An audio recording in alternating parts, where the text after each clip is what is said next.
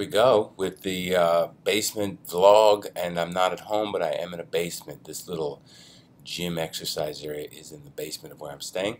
We got away, we're in the country. Remember, this vlog, the rules are it's one take, no edits, 5 minutes, and I talk to you about what's interesting, funny, scary, maddening, and beautiful about my day. Today, I was going down to the rental car agency, and I put my son on our little grocery scooter. I have this sort of bag lady rolling wheel bag from Whole Foods that I use, and I take the bag off, and sometimes I'll just put things on it. I actually married the two together.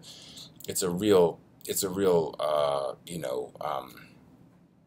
stitched together kind of thing. I don't want to use NIGGER rigged or jerry rigged, which refers to, I guess, the old Germans or whatever, but it was that, and I felt like I was sort of living a strange stereotype or subject to someone taking a photo, because I had the little pull cart and my son was in the child, the safety car seat, because we have one, we have a really nice one, and I needed to bring it down to the car rental so that I could put it into the car rather than use one of theirs, which are all puked on and eaten and just, not good.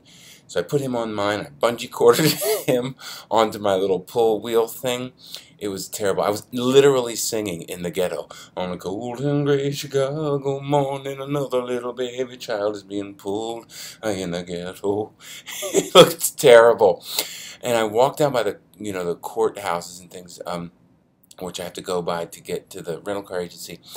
And there's this young black kid sitting on a stoop, and he was with his friend, his little buddy, this girl. And I was thinking to myself, oh, these poor kids, they're probably caught up in the court system, and they're sitting out here on a break eating a little bowl of rice or whatever they got from the local, court fast food places. And we make eye contact, and I see that this young man is judging me for this ghetto-like contraption that I'm pulling my son on. My son is just chilling out in this comfy chair. He doesn't know he's about to fall. And sure enough, he did, as I was locked eyes with the judgy little court kid who's about to get judged later. And I actually hope it didn't work out well for him after that. No, I really don't. I wasn't angry at the guy. I was just embarrassed because my son did fall. He didn't get hurt.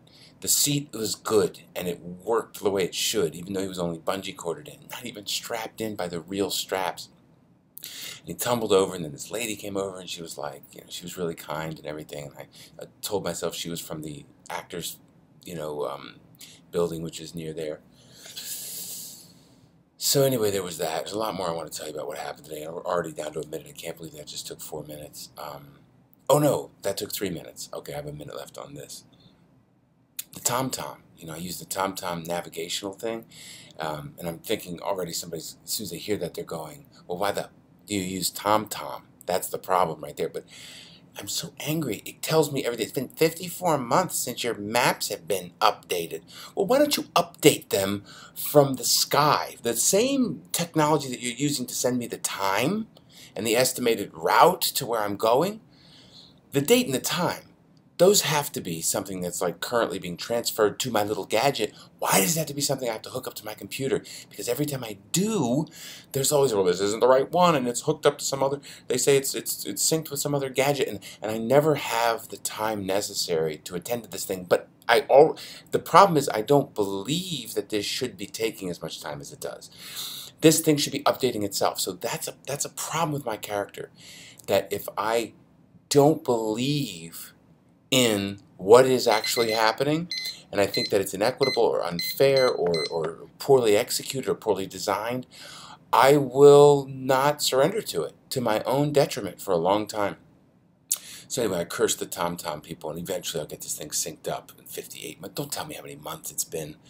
We got here and we went swimming in the pool, and we did the sauna and the stuff. And my son had a good time and I had a good time.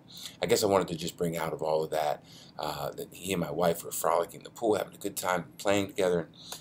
And then at a certain point, I put on the goggles and I just swam underwater, in silence.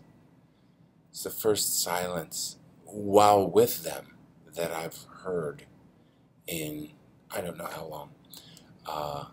And as Louis C.K. in his old bit about walking around the back of the car after having loaded the vacation family into the car, that was my vacation right there. That was my vacation. But I love them. I love the noise they make. And I've been watching these survival shows lately, but I have to talk to you about that later. Boom.